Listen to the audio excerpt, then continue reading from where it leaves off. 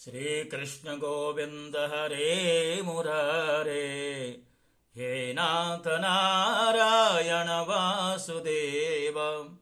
जय श्री कृष्ण भक्तों, श्रीमद् भागवत महापुराण की भाव यात्रा 10वें स्कंद में प्रवेश कर रही है और 10वें स्कंद में हमारे प्रभु का श्री कृष्ण जी के रूप में अवतरण होने वाला है।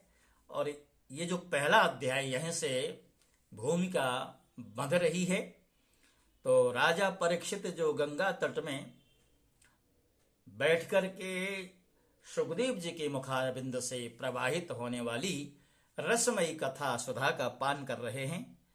तो राजा ने प्रश्न किया, कथितो वंश विस्तारो भवता सोम सूर्ययो राज्ञां चोभयवंश्यानां चरितं परमाद्भुतम् यदोश्च धर्मशैलस्य नितरां मुनिसत्तम तत्रांसेनावतीर्णस्य विष्णोर्वीर्याणि शंसनः।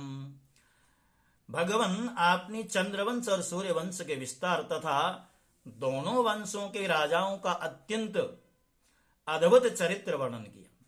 भगवान के परम प्रेम मुनिवर आपने स्वभाव से ही धर्म प्रेमी यदुवंश का भी विशद वर्णन किया।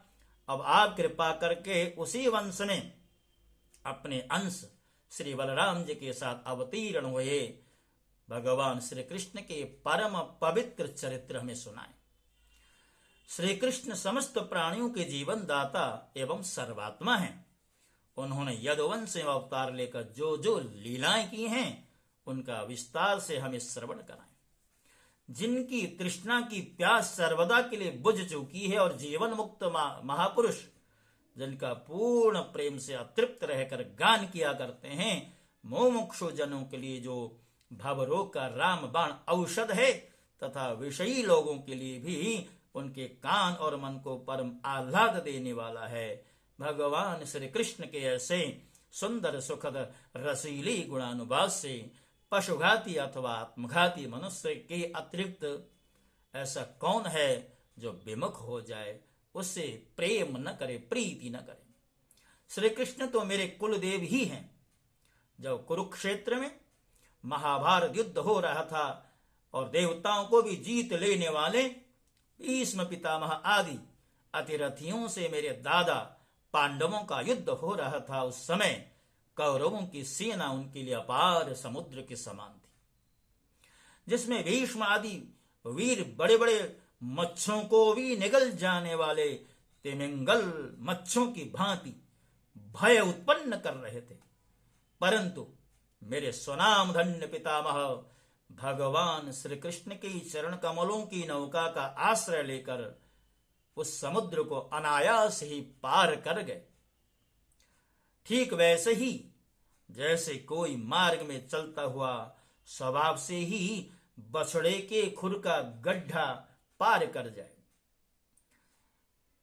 राजन, मेरा यह शरीर यानी हे भगवान, मेरा ये जो शरीर है आपके सामने है तथा जो कौरव और पांडव दोनों ही वंशों का एकमात्र सहारा था, अश्वत्थामा के ब्रह्मास्त्र से जल चुका था।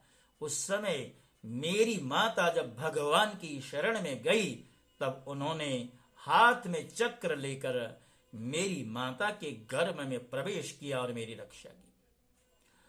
केवल मेरी माता ही नहीं अपितु वे समस्त शरीरधारियों के भीतर आत्मा रूप से रहकर अमृतत्व का दान करते हैं और बाहर काल रूप से रहकर मृत्यु का मनुष्य के रूप में प्रतीत होना, यह तो उनकी एक लीला है।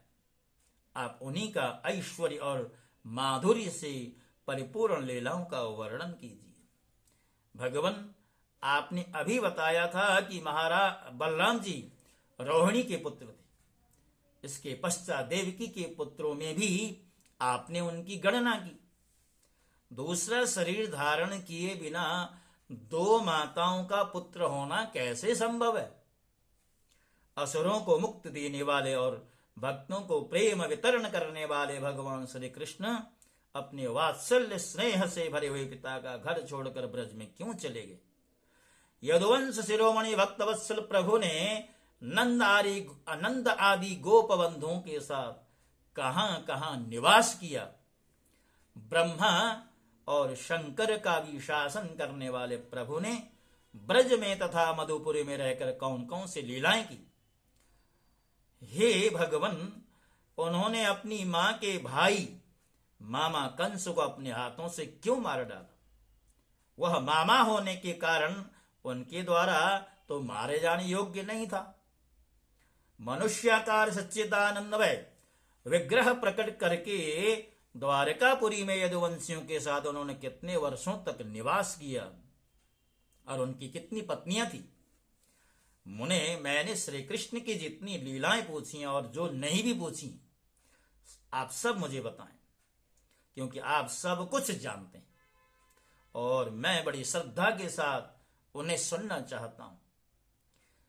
भगवान, अन्न की तो बात ही क्या, मैंने जल का भी परित्याग कर दिया, फिर भी वह असह्य भूख प्यास जिसके कारण मैंने मुनि के गले में मृत शरबत डालने का अन्याय किया था, मुझे तनिक भी सता नहीं रही है, क्योंकि मैं आपके मुख कमल से झरती हुई भगवान की सुधामयी लीला कथा का पान कर रहा हूं।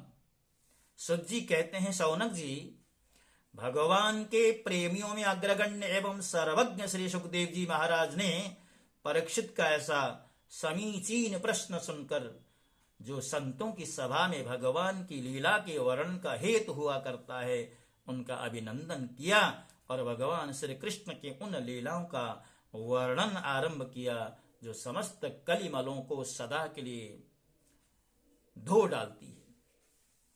सुखदेव जी कहते हैं कि भगवान के लीला रस के रसिक राजर से तुमने जो कुछ निश्चय किया है वह बहुत ही सुंदर और आदरणीय है, क्योंकि सबके हृदयाराध्य श्री कृष्ण की लीला कथा श्रवण करने में तुम्हें सहज एवं सुदृढ़ प्रीति प्राप्त हो गई है। भगवान श्री कृष्ण की कथा के संबंध में प्रश्न करने से ही वक्ता, प्रश्नकर्ता और श्रोता तीनों ही पवित्र हो जाते। जैसे गंगा जी का जल या भगवान शालग्राम का चरणामृत सभी को पवित्र कर देता। राजन, उस समय लाखों दैत्यों को दल ने घमंडी राजाओं का रूप धारण कर अपने भारी भार से पृथ्वी को आक्रांत कर रखा था।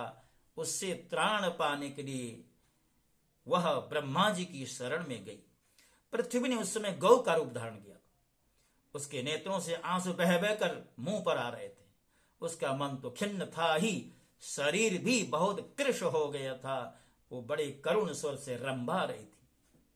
ब्रह्मा जी के पास जाकर उसने उन्हें अपनी पूरी कष्ट कहानी सुनाई।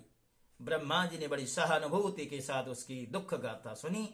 उसके पश्चात वे भगवान शंकर एवं स्वर्ग के अन्यान्य प्रमुख देवता तथा गौ के रूप में आई हुई पृथ्वी को अपने साथ लेकर क्षीर सागर के तट पर चले गए। भगवान देवताओं के भी आराध्य देव हैं। वे अपने भक्तों की समस्त अभिलाषाएं पूर्ण करते हैं और उनके समस्त क्लेशों को नष्ट कर देते हैं। वे ही जगत के एकमात्र स्वामी हैं।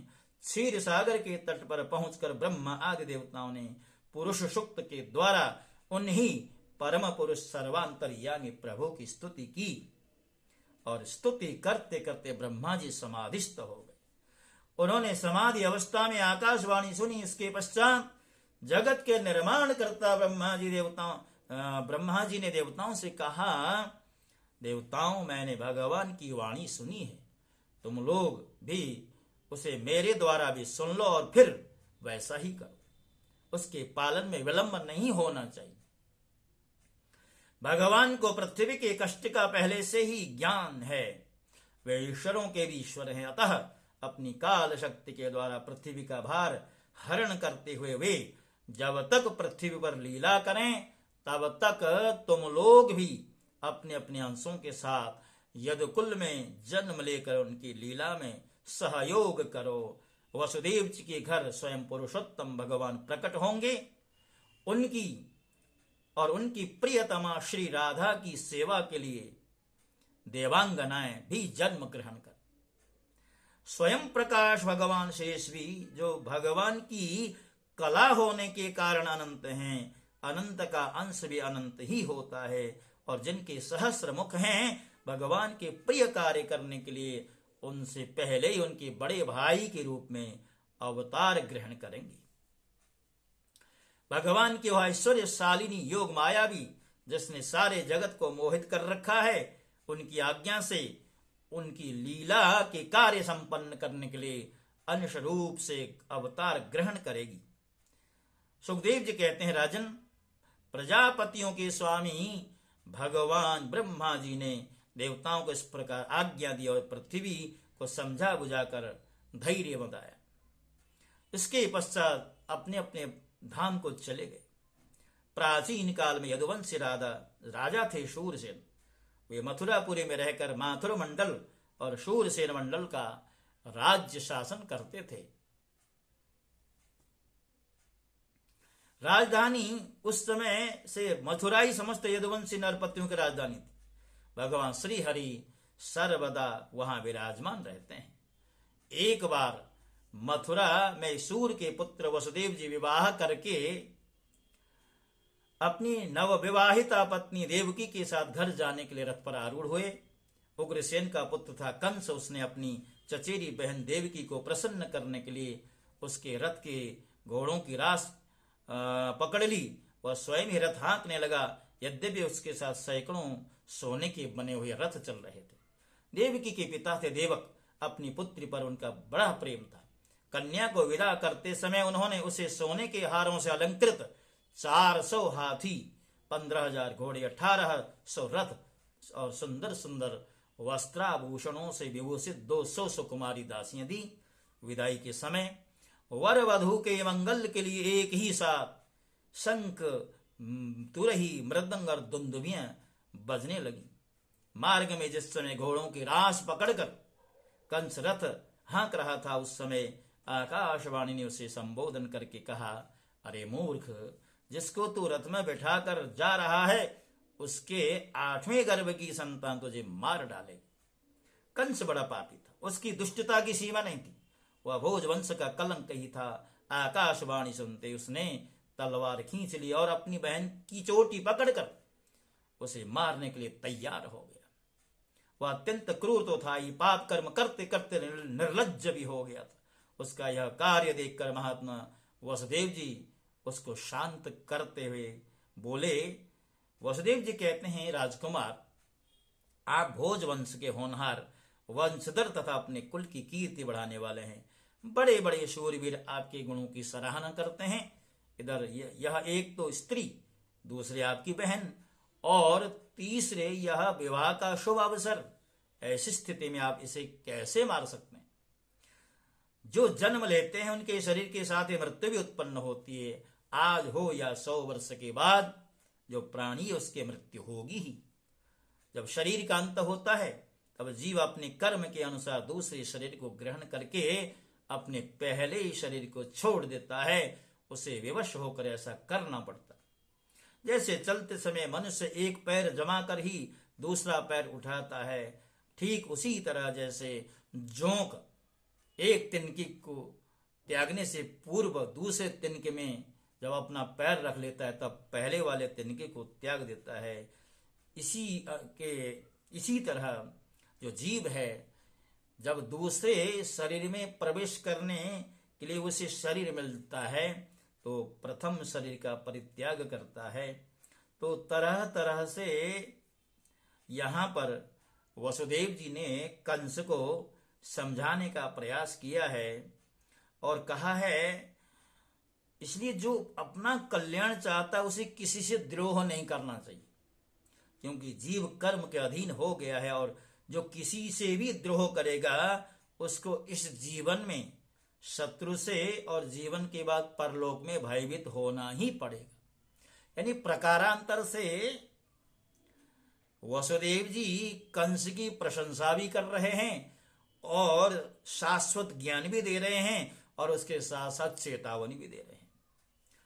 यह आपकी छोटी बहन अभी बच्ची और बहुत दीन है।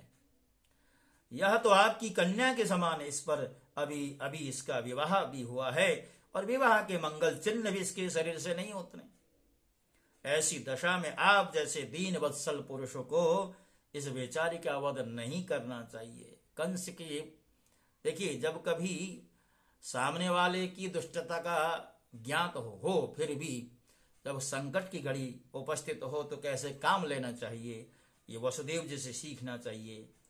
सुखदेव जी कहने लगे, राजन, इस प्रकार वसुदेव जी ने प्रशंसा आदि, साम नीति और भय आदि भेद नीति से कंस को बहुत समझाया, परंतु वह क्रूर तो राक्षसों का अनुयायी हो रहा था, इसलिए उसने अपने घोर संकल्प को नहीं छोड़ा। वसुदेव जी ने कंस का विकट हठ देखकर यह विचार किया कि किसी प्रकार यह समय तो टाल ही देना चाहिए। तब वे इस निश्चय पर पहुंचे, बुद्धिमान पुरुष को जहां तक उसकी बुद्धि और बल साथ दे मृत्यु को टालने का प्रयत्न करना ही चाहिए। प्रयत्न करने पर भी वह न टल सके तो फिर प्रयत्न करने वाले का कोई दोष नहीं होता, उसने अपने परिश्रम में कोई कमी तो की नहीं। इसलिए इस मृत्यु रूप कंस को अपने पुत्र देने की प्रतिज्ञा करके मैं इस दीन देवकी को बचा लूं। यदि मेरे पुत्र होंगे और तब तक यह कंस स्वयं नहीं मर जाएगा तब क्या होगा? संभव है उल्टा ही हो, मेरा लड़का ही इसे मार डाले, क्योंकि विधाता के विधान का पार पाना बहुत कठिन है।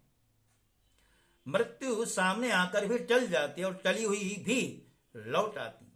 जिस समय वन में आग लग जाती है उस समय कौन सी लकड़ी जले और कौन सी न जले, दूर की जल जाए और पास की बच रहे, इन सब बातों में अदृष्ट के अतिरिक्त कोई कारण नहीं होता। वैसे ही किस प्राणी का कौन सा शरीर बना रहेगा और किस हेतु से कौन सा शरीर नष्ट हो जाएगा, इस बात का पता लगा लेना कठिन है। अपनी बुद्धि के अनुसार ऐसा निश्चय करके वसुदेव जी ने बहुत सम्मान के साथ पापी कंस की बड़ी प्रशंसा की। राजन, कंस बड़ा क्रूर और निर्लज्ज था, अतः ऐसा करते समय वसुदेव जी के मन में बड़ी पीड़ा भी हो रही थी। फिर भी उन्होंने ऊपर से अपने मुख कमल को प्रफुल्लित करते हुए या यूं कहीं हंसते हुए कहा। वसुदेव जी कहते हैं, सौम्य, आपको देवकी से तो कोई भय नहीं है ना? और जैसा कि आकाशवाणी ने कहा भय है पुत्रों से, तो इसके पुत्र मैं आपको लाकर सौंप दूंगा। सुखदेव जी कहते हैं, राजन, कंस जानता था कि वसुदेव जी के वचन झूठे नहीं हो सकते और इन्होंने जो कुछ कहा है वह युक्ति संगत भी है, इसलिए अब उसने अपनी बहन देवकी को मारने का विचार छोड़ दिया। इससे वसुदेव जी बड़े प्रसन्न हुए और उसकी प्रशंसा करके अपने घर की ओर चल दिए। देवकी बड़ी सती साध्वी थी, सारे देवता उसके शरीर में निवास करते थे। समय आने पर देवकी के गर्भ से प्रतिवर्ष एक एक करके 8 पुत्र तथा 1 कन्या उत्पन्न हुई। पहले पुत्र का नाम था कीर्तिमान। वसुदेव जी ने उसे लाकर कंस को दे दिया। ऐसा करते समय उन्हें कष्ट तो अवश्य हुआ, परंतु उससे भी बड़ा कष्ट उन्हें इस बात का था कि कहीं मेरे वचन झूठे न हो जाए, मेरी प्रतिज्ञा झूठी न हो जाए। राजन, सत्यसंध पुरुष बड़े से बड़ा कष्ट भी सह लेते हैं। ज्ञानियों को किसी बात की अपेक्षा नहीं होती। नीच पुरुष बुरे से बुरा काम भी कर सकते हैं, और जो जितेंद्रिय हैं, जिन्होंने भगवान को हृदय में धारण कर रखा है, वे सब कुछ त्याग सकते हैं। जब कंस ने देखा वसुदेव जी का अपने पुत्र के जीवन और मृत्यु में समान भाव है एवं वे सत्य में पूर्ण निष्ठावान हैं, तब वह बहुत प्रसन्न हुआ और उनसे हंसकर के बोला, वसुदेव जी, आप इस नन्हे से सुकुमार बालक को ले जाइए, इससे मुझे कोई भय नहीं, क्योंकि आकाशवाणी ने तो ऐसा कहा था कि देवकी के 8वें गर्भ से उत्पन्न संतान के द्वारा मेरी मृत्यु होगी। वसुदेव जी ने कहा ठीक है, और उस बालक को लेकर के लौट गए। परंतु उन्हें मालूम था कि कंस बड़ा दुष्ट है और उसका मन उसके हाथ में नहीं है, वह किसी क्षण बदल सकता है, इसलिए उन्होंने उसकी बात पर विश्वास नहीं किया।